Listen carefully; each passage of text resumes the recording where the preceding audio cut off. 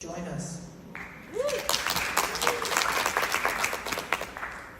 800 people were executed in Iran last year.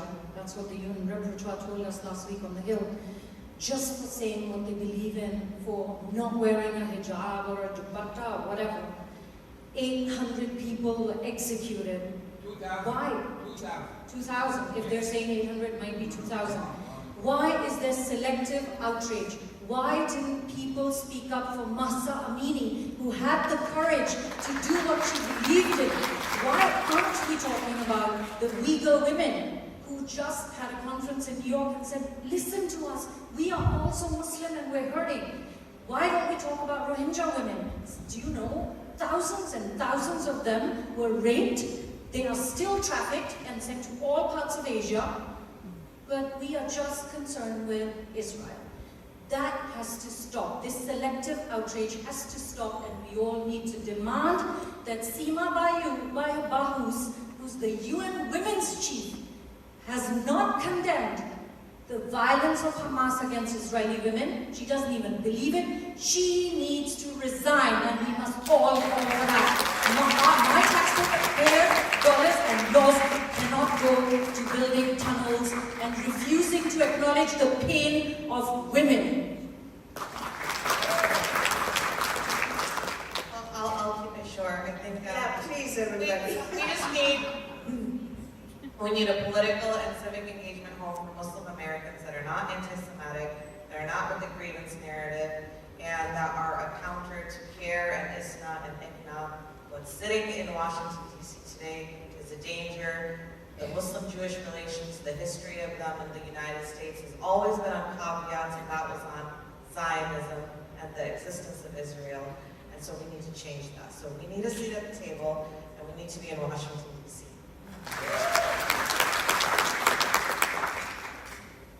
Be a role model.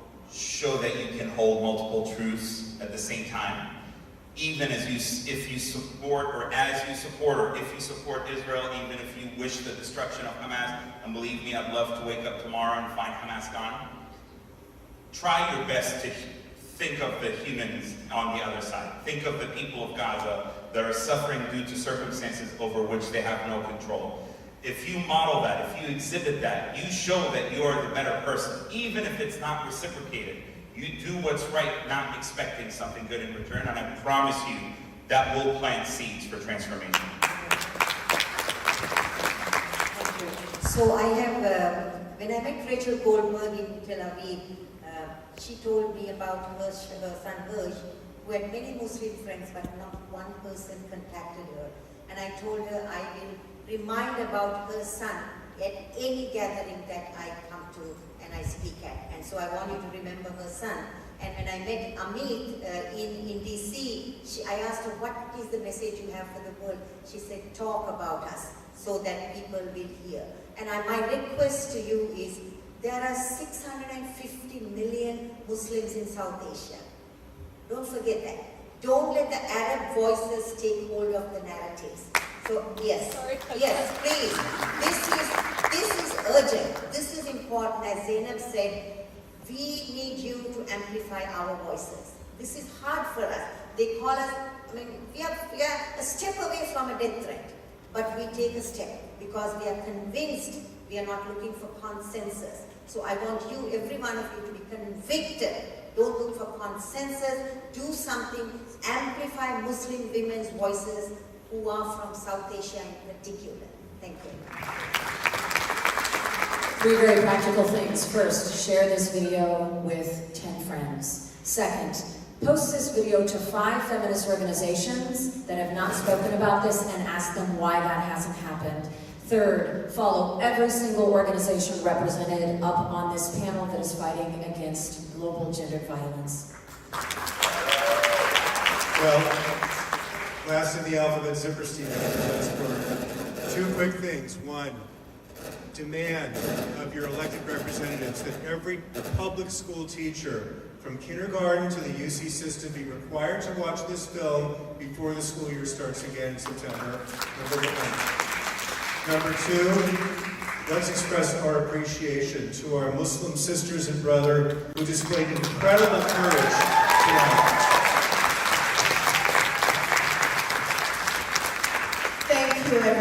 so much. Thank you, Rabbi Barron. Thank you, everybody, and every one of you is so precious. The one thing that I have to leave you with is life is precious for all of us.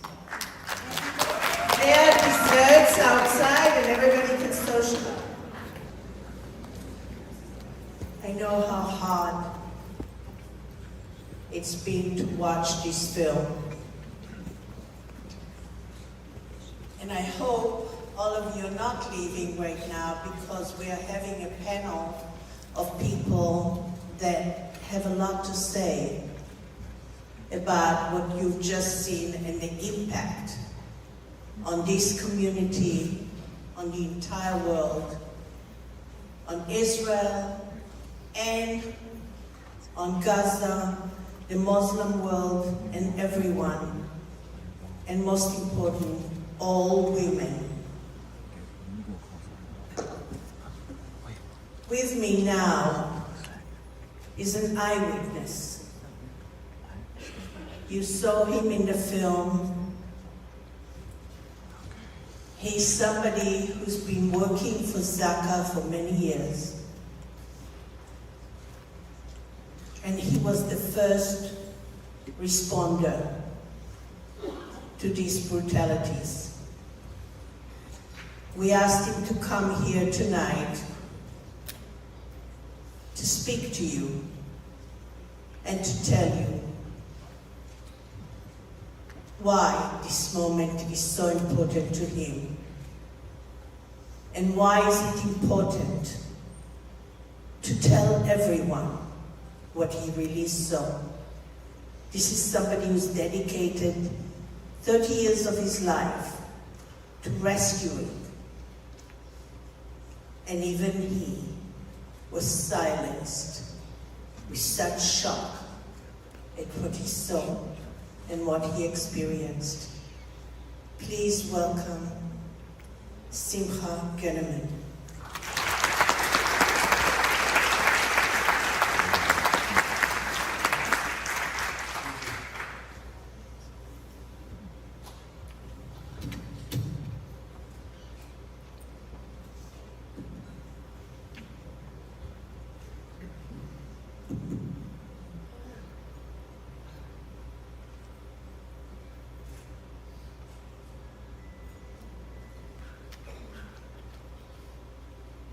We saw this evening are little drops what we dealt with, hundreds of bodies.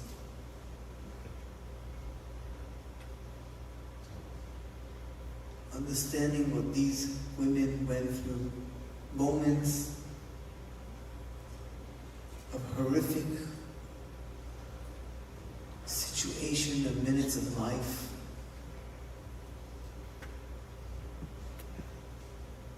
32 years of volunteering Zaka International, going around the world,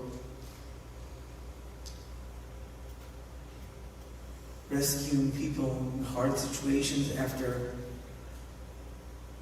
earthquakes, tsunami, 9/11, terror attacks around the world, Bombay and different, facing so many bodies naked.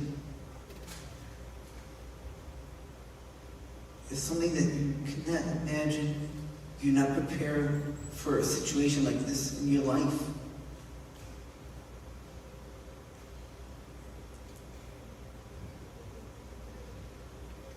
Dealing with the situation,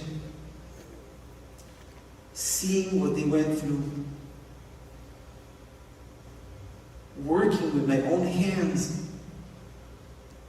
living the moments of their last seconds.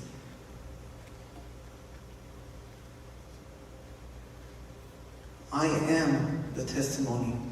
I am the alive testimony standing before you, before the world, speaking for them.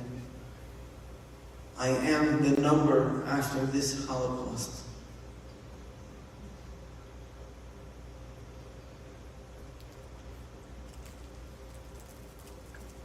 purpose of this movie is not facing only tragedy that happened in Israel, but understanding what humanity is. All these people around the world that are suffering of abuses, of sexual women, of different places around the world. This is for sure something that has to stop. Does not mean, it doesn't make any difference of the culture of the person that we're facing or we're dealing with, but the understanding what humanity is. Every person is God's creation. Every human that lives in this world is God's creation. It does not make a difference your culture. It does not make a difference who you are.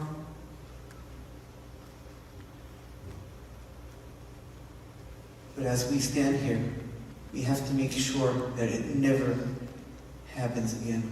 We have to shout. We have to scream. We have to do whatever is possible that it should never happen, ever, around the world.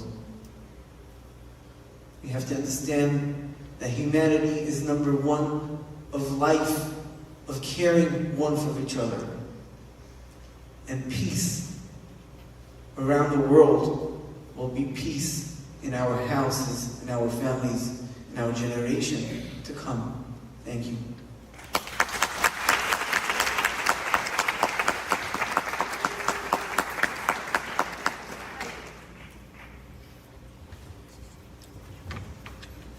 This event would not have happened if not for Heidi Basch.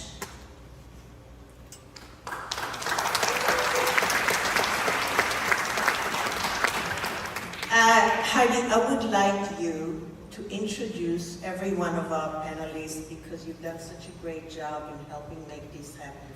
Please. Thank you, Daphna. Good evening, everyone. I'm Heidi Basch-Harod from Women's Voices Now. And the first panelist I'd like to introduce is Dr. Steven Zipperstein, Senior Scholar at the UCLA Center for Middle East Development. And he's also a visiting professor at Tel Aviv University Law School and a visiting lecturer at the Hertie School in Berlin. The next panelist I'd like to introduce is Dr. Caroline Heldman, Chair of the Gender, Women, and Sexuality Studies Department at Accidental College, and founder and CEO of Stand With Survivors. Caroline has led successful campaigns to abolish the time limit for prosecuting rape in California and passed legislation to eliminate NDAs that silence survivors. She has done incredible work in politics and gender justice and co-founded the End Rape on Campus and Faculty Against Rape organizations. The next speaker is Soraya Dean, founder of Muslim Women Speakers. She's an award-winning Muslim feminist lawyer, international activist, community organizer, and speaker. She visited Israel after the October 7th attacks and now speaks within the U.S. and internationally on topics of a homeland for Israel and the Jewish people, fights against anti-Semitism, and for the need to condemn Hamas. Our next speaker, Ahmed Fouad al-Khatib, is a Palestinian peace activist from Gaza. He's a U.S. citizen as well. He's a Middle East political analyst who writes extensively on Gaza's political and strategic affairs, and he's a non-resident senior fellow at the Atlantic Council and many other things.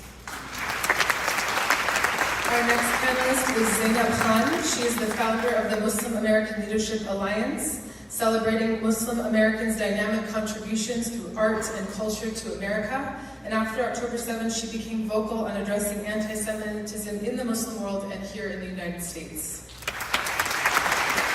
Our next panelist is Anila Ali, founder of the American Muslim and Multi-Faith Women's Empowerment Council, which seeks to confront bigotry in all of its forms, celebrate cultural heritage, and build relationships with Americans of all faiths. She also visited Israel shortly after the October 7 attacks and is now advocating for Holocaust education in Muslim communities.